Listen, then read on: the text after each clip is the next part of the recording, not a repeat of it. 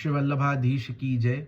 आचार्य वाचा प्रणमामि भाष्य निबंध सुबोधन स्थात्राशयास्ताः मत्स्वान्तागत्य कृपाप्लुपास्तां मदीय वाचां वचयन्तुलङ्कृतिं नमः श्री वल्लभाचार्य चरणाब्जनखेन्दवे कलिकलमशघातिन्ये तद्वाण्यै च नमो नमः।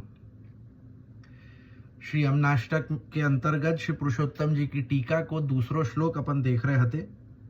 वामे अब आगे कहे हैं, तत्र दंतुरम तुन्नतानतमीति कोशोक्तस्य वाच्यार्थस्य पूर्वार्ध एव सिद्धेस्तदनुवाद वैयर्थ्यादत्र लाक्षणिको अर्थो अभिप्रेयत इत्याशयेन विवक्षित मर्थ माहुर्दंतुर इत्यादि।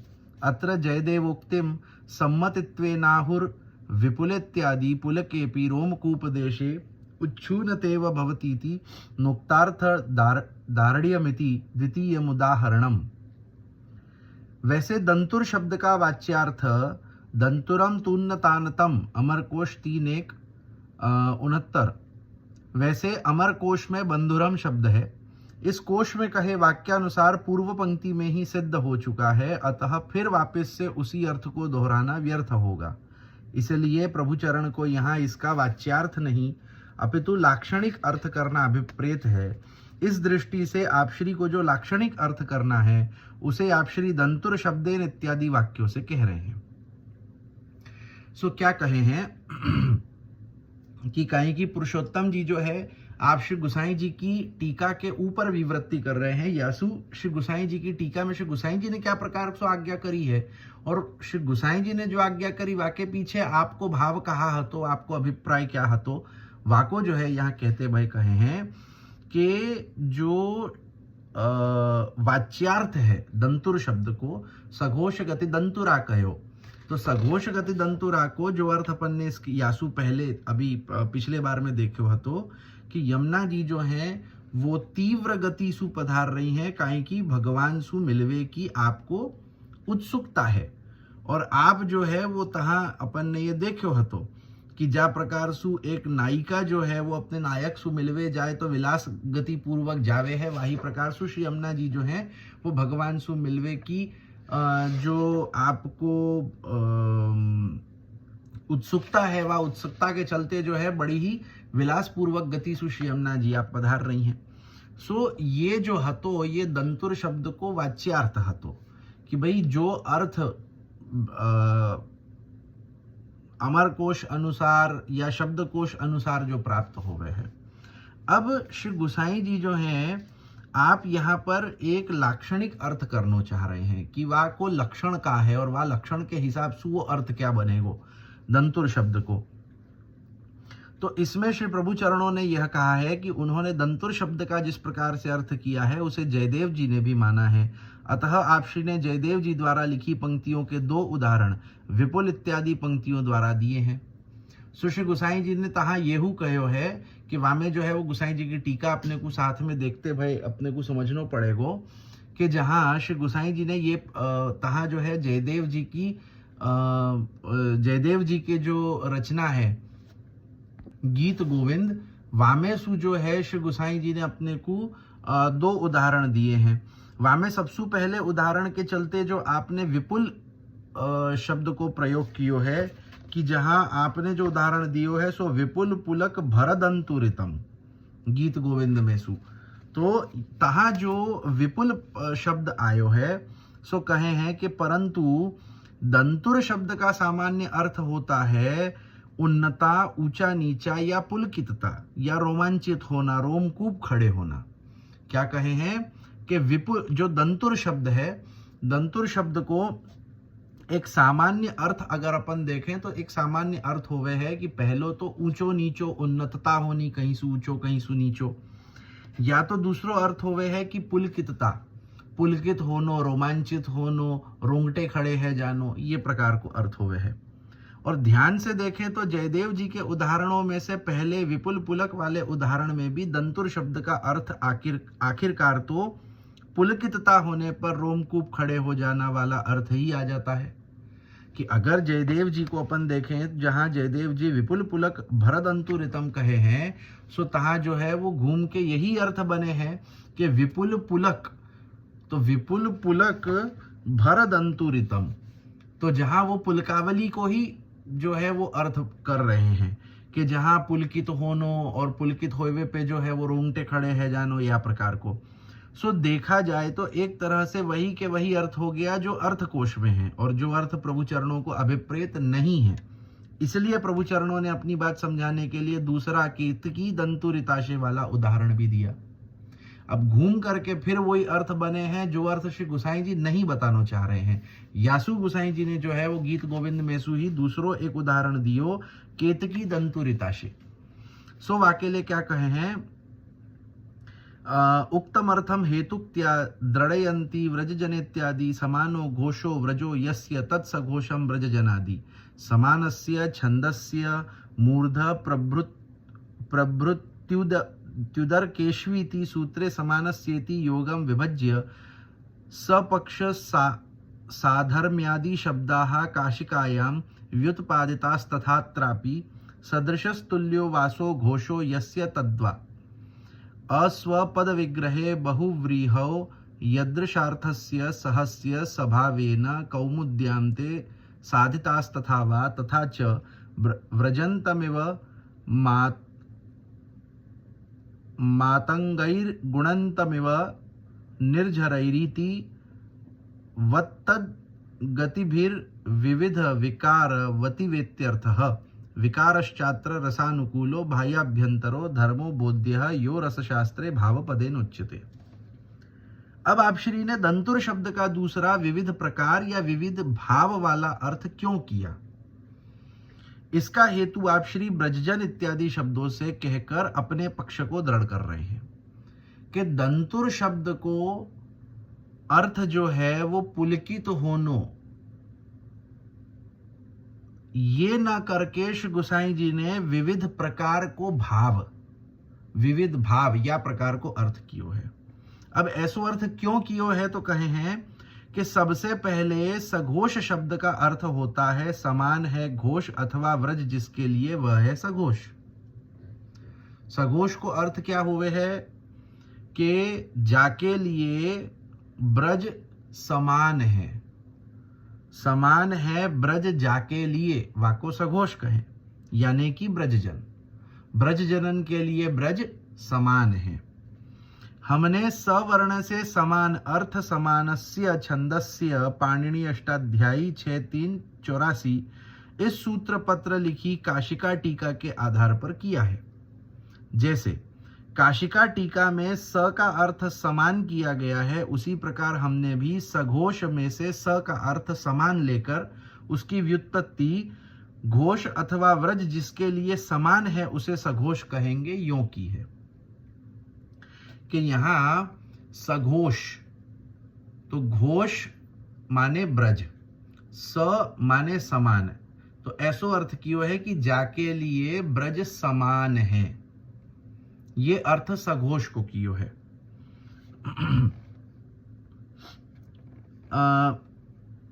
घोष अथवा ब्रज तो ब्रजजनों के लिए समान है, अतः सघोष का अर्थ है ब्रजजन।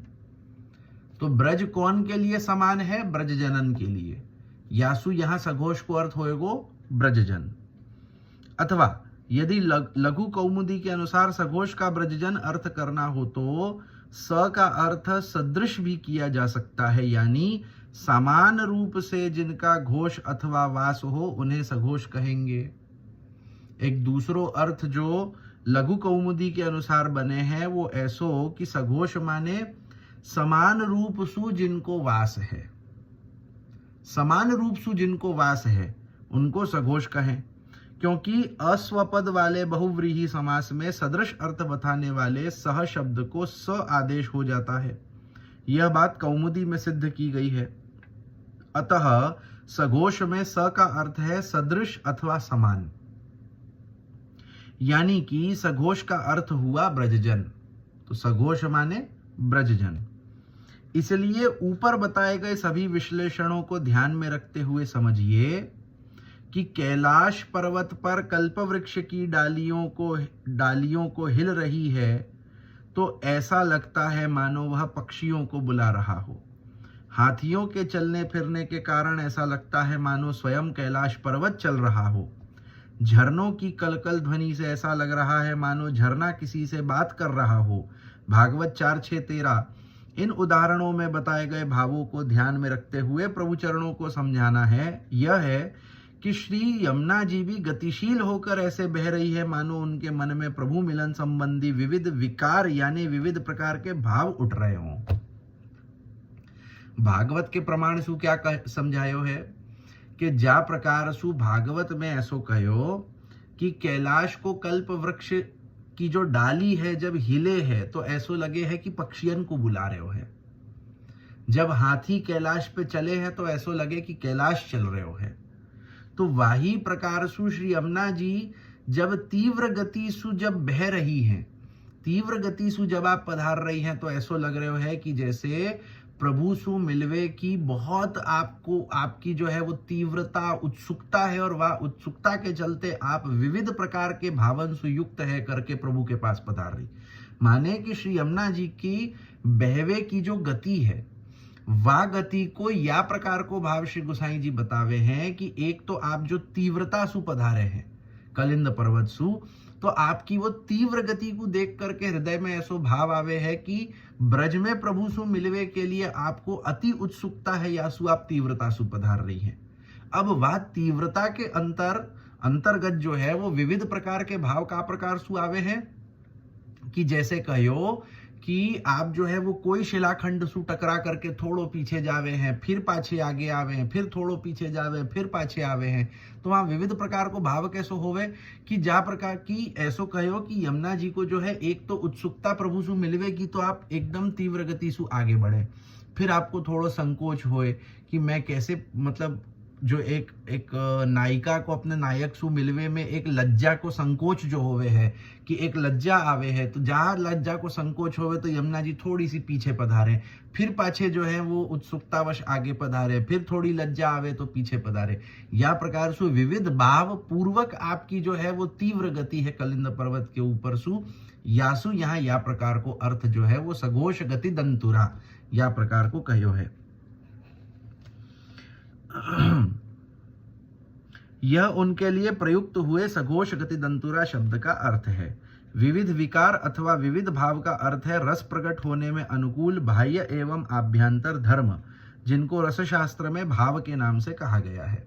सो रस शास्त्र में जा प्रकार के भावन को वर्णन कियो गयो है वह प्रकार के भाव को यहाँ अर्थ लेवे हैं कि रस शास्त्र में बताए गए जो अनेकानेक भाव हैं, उत्सुकता को, लज्जा को, या प्रकार के जो है विविध भाव सु युक्त है करके यमुना जी जो है आप पधार रही हैं। यासु आपकी जो बहवे की जो गति दिखे है वो या प्रकार को भाव प्रकट करे है, ऐसे यहाँ श्री पुरुषोत्तम जी आप कहे हैं।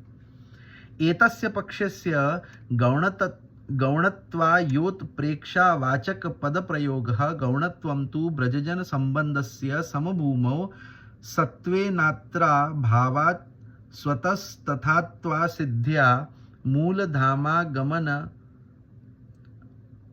गमकत्वा भावाच्च ज्ञेयम् अनेनैवा अस्वरस्येन पक्षान्तरं वदिष्यन्तो घोषपदस्यार्था बाहु।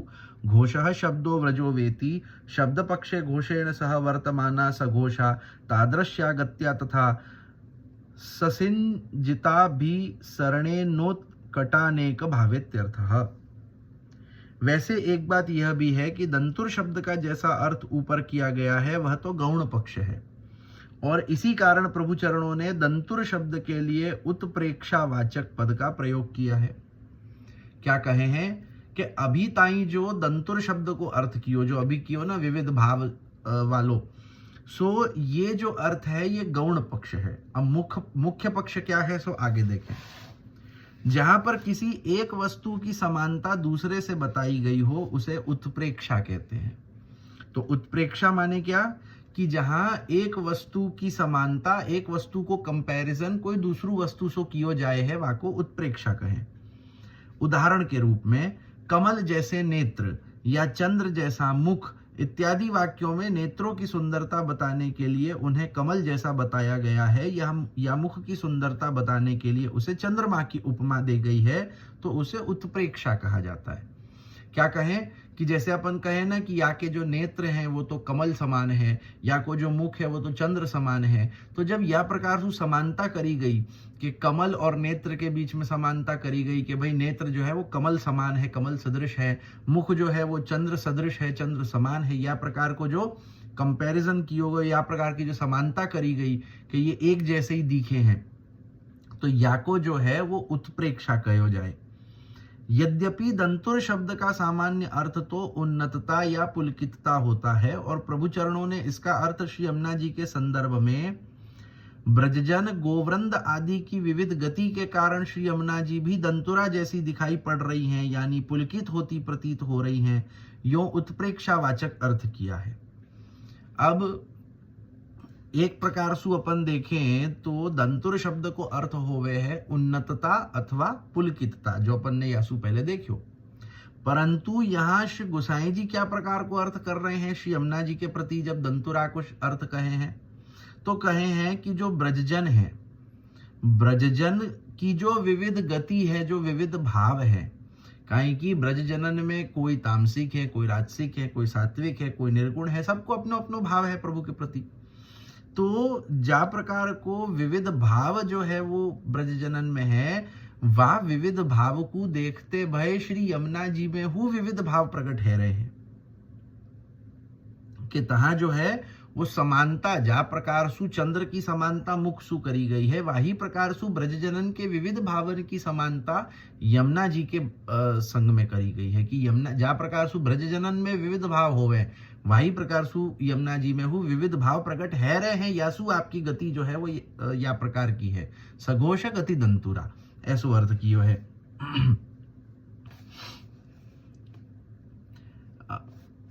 परंतु अब यहाँ समझने वाली बात यह है कि श्री पुरुषोत्तम चरणों के अनुसार श्री प्रभु चरणों को सघोष पद का अर्थ ब्रजजन करने में असमंजसता आई होगी, और वो इसलिए क्योंकि अभी तो श्री यमुना जी के उस समय के वर्णन की बात चल रही है जब श्री यमुना जी ऊंचे पर्वत से होती हुई पधार रही है।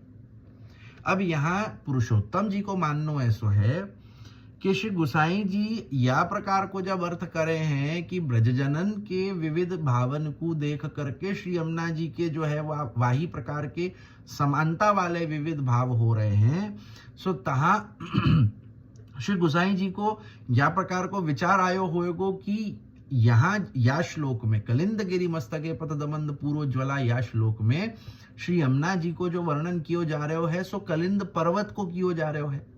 अभी ताई तो यमुना जी ब्रज में पधारी नहीं है, ब्रज में पधारवे को वर्णन अभी अपन ने कियो नहीं है। अभी जो वर्णन चल रहे है सो तो कलिंद पर्वत के ऊपर को वर्णन चल रहे है। सो तहा ब्रजजनन के भाव को जोड़नो, उनकी समानता करनी थोड़ो एक संकुचित अर्थ होवे है, या प्रकार से पुरुषोत्तम जी को माननो है।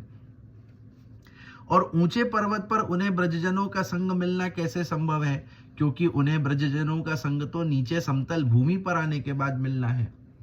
कि भाई तहा कलिंद पर्वत के ऊपर तो ब्रजजन को संग मिलेगो नहीं कि उनके भाव सुविविध भाव वाली श्री यमुना जी है जाए। कहें कि ब्रजजनन को संग तो यमुना जी को ब्रज में मिलेगो जहां समतल भूमि आ जावे है, तहां ऊंची नीची पर्वत खंडों वाली भूमि तो होवे नहीं है। यानी इस समय ये कैसे कहा जा सकेगा कि वे ब्रजजनों के संग उनके भावों को देखकर पुलकित हो रही है। सो तहा कलिंद पर्वत के ऊपर ऐसो नहीं कहो जा सकेगो कि ब्रजजनन के भावन को देख करके यमुना जी पुलकित है करके विविध भाव युक्त है रही हैं। साथ ही साथ यदि उन्हें पर्वत पर से पधारते समय ब्रजजनों का संग प्राप्त ही नहीं है, तो फिर उन्हें उस समय दंतुरा कहकर विविध भाववती भी कहना कैसे संभव बन पाएगा। कि भाई जब ब्रजजनन को संग ही यमुना जी को पर्वत के ऊपर प्राप्त नहीं है, तो पर्वत के ऊपर यमुना जी की गति को देख करके ऐसो कहनो कि यमुना जी पुलकित है रही है, ब्रजजनन के भाव सुयुक्त है करके, तो ये तो बैठेगी नहीं बात या की। क्योंकि ब्रजजन एवं उनके प्रभु संबंधी भावों को देख कर ही तो यमुना जी में भी प्रभु संबंधी विविध भाव उठ रहे हैं, और इसी अर्थ में तो उन्हें दंतुरा भी कहा गया था। काहे कि यमुना जी को दंतुरा कहवे को तात्पर्य ही यह हतो कि ब्रजजनन के संग सु यमुना जी को तैसो भाव हो रहे है, परंतु कलिंद पर्वत के ऊपर तो ब्रजजनन को संग ही नहीं है। अब जब ब्रजजनन को संग ही नहीं है तो यमुना जी को फिर दंतुरा कहाँ सु कहेंगे, कहाँ सु विविध भाव आएगो यमुना जी में। तब यदि ब्रजजन ही नहीं है तो न तो उनमें विविध भावों का उदय होना संभव हो सकेगा और न ही उन्हें दंतुरा ही कहा जा सकेगा। तो ब्रजजनन के न होते भय यमुना जी में वा प्रकार को विविध भाव प्रकट नहीं होंगे, और जब विविध भाव को ही प्रागट्य नहीं है सो तहां दंतुरा कहवे को तात्पर्य कहा। दूसरी आपत्ति यह आएगी कि यदि वहां ब्रजजन नहीं है तो श्री यमुना जी सीधे भगवान के मूल धाम से पधारी है, यह कहना भी कैसे संभव बन पाएगा, क्योंकि भगवान के मूल धाम में तो ब्रजजनों के साथ नित्य भगवत लीला चलती रहती है।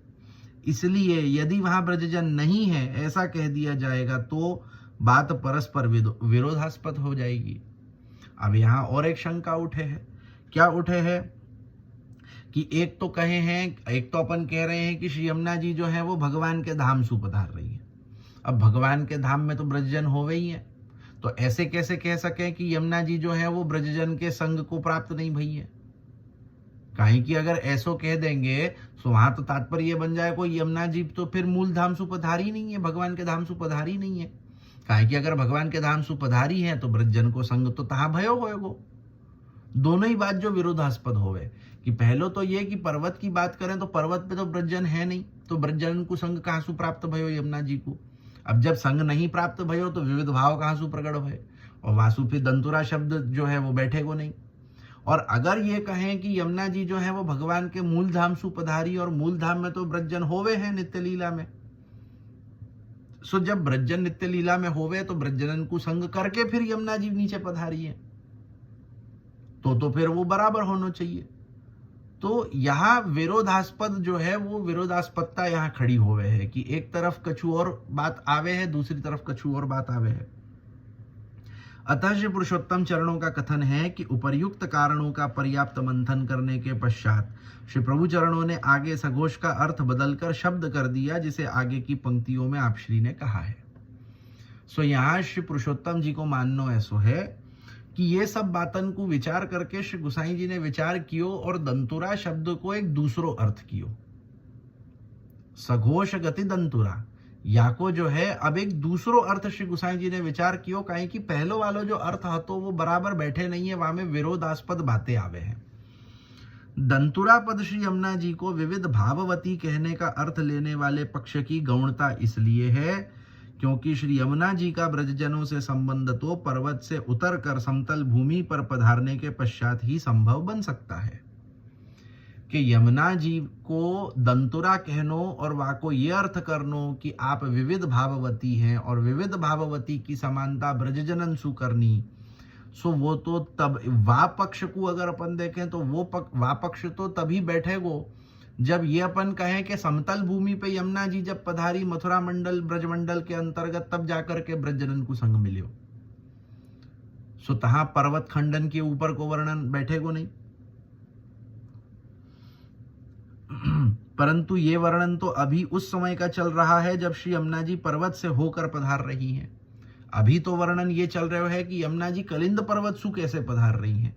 यासु जो है वो समतल भूमि और ब्रज वालो भाव नहीं आएगो, और चूंकि पर्वत पर ब्रजजन हो नहीं सकते और यदि वहां ब्रजजन ही नहीं है तो वे दंतुरा कैसे हो सकती हैं कि पर्वत ऊपर ब्रजजन नहीं होवे, और जब ब्रजजन नहीं होवे तो पर्वत ऊपर श्री यमुना जी को दंतुरा कैसे कहे। काहे कि यमुना जी को दंतुरा तो पर्वत ऊपर कहे हैं ना, समतल भूमि ऊपर यमुना जी को दंतुरा नहीं कहे जा रहे हो, है पर्वत ऊपर कहे जा रहे हो। पर्वत ऊपर तो ब्रजजन है ही नहीं, तो दंतुरा कहाँ सु कहेंगे। साथ ही साथ यदि पर्वत पर ये पधारते समय श्री यमुना जी को ब्रजजनों का संग प्राप्त नहीं था तो ये भी कैसे कहा जा सकेगा कि वे भगवान के मूल धाम से पधारी हैं। और अगर यमुना जी को ब्रजजनन को संग प्राप्त नहीं भयो है तो ऐसो कैसे कह सके कि यमुना जी प्रभु के मूल धाम सु पधारी। काहे कि अगर प्रभु के मूल धाम सु पधारी है तो मूल धाम में तो ब्रजजन विराजे ही है नित्य लीला में, सो तहां तो ब्रजजनन को संग भयो ही होएगो, क्योंकि भगवान के मूल धाम में तो ब्रजजनों के संग ही नित्य भगवत लीला चलती रहती है। अतः इन दोनों ही कारणों से सघोष पद का अर्थ ब्रजजन करने में प्रभु चरणों को असमंजसता आ रही थी, और इसी कारण श्री प्रभु चरणों को उक्त अर्थ में रस नहीं आया होगा। इसलिए उन्होंने पक्षांतर करके घोष शब्द का अर्थ बदल लिया। क्या कहें कि श्री गुसाई जी को यहाँ एक असमंजसता लग रही होगी कि एक तरफ कछु अलग हो रहे हो है, दूसरों तरफ कछु अलग हो रहे हो, वो बात बैठे नहीं है। यासु श्री गुसाई जी ने जो है एक दूसरो अर्थ बदल करके कियो। और घोषः शब्दो व्रजोवा, घोष का अर्थ शब्द और ब्रज दोनों होता है, इस वाक्य द्वारा इसका अर्थ शब्द भी कर दिया। तो घोष शब्द को फिर आपने दो अर्थ बता दियो। सघोष, तो घोष माने पहले ब्रज कियो हतो, और स माने समान, तो समान प्रकार सु ब्रज में जो रहे हैं या ब्रज जाके लिए समान है सो ब्रजजन, ऐसो अर्थ सघोष को बने हतो। अब जो है वो घोष को अर्थ कर दियो शब्द, माने ध्वनि जो सुनाई देवे है, तो घोष माने ध्वनि शब्द, तो सघोष ऐसो अब अर्थ कर दियो। यदि सघोष का अर्थ शब्द मान ले तो अर्थ होगा श्री यमुना जी शब्द करती हुई यानी घोष युक्त गति पूर्वक पधार रही हैं और दंतुरा हो रही हैं। तो यहां जो है अब घोष को अर्थ जो है वो शब्द या ध्वनि करें तो ये अर्थ बन जाएगा कि श्री यमुना जी जो हैं वो घोष युक्त या माने कि ध्वनि करती भई। जब यमुना जी कलिंद पर्वत सु पधार रही हैं सो कलकल कलकल वो जो जल की ध्वनि है रही है, तो वह जो जल की ध्वनि है वह घोष युक्त पूर्वक वो ध्वनि करते भय वो जो है वो आवाज करते भय जो है वो घोष युक्त पूर्वक श्री यमुना जी आप पधारे हैं, यासु आपको दंतुरा कहो है। तो शब्द करते हुए गमन करने के कारण श्री यमुना जी को सघोष गति दंतुरा कहने का अर्थ है श्री यमुना जी गाती हुई अनेक उत्कट भावों के सहित गमन कर रही हैं। सो यहाँ या प्रकार को अर्थ भयो कि श्री यमुना जी जो है वो गाते भय विविध प्रकार के भावन को प्रकट करते भय, और वा प्रकार सु जो है वो कलकल ध्वनि करते भय, घोष करते भय, आवाज करते भय जो है आप पधार रही हैं, तीव्र गति सु जो है आप गमन कर रही हैं। या प्रकार को सघोष गति दंतुरा ऐसो अर्थ जो है वो पहले ब्रजजन के हिसाब सु बनायो कि ब्रजजन जो हैं तिनके संग सु तिनके समान जो है वो विविध भाव श्री यमुना जी में प्रकट होवे हैं और तीन विविध भावन के संग आप पधार रही हैं। या प्रकार सु एक अर्थ कियो हतो, परंतु वो अर्थ जो है वो सटीक या बैठ नहीं रहे हतो। यासु दूसरो अर्थ कहो कि श्री यमुना जी जो हैं वो ध्वनि पूर्वक आवाज करते भय जो है वो गति सु गमन करते भय जो है आप पधार रही हैं। या प्रकार को यहाँ अर्थ कियो है।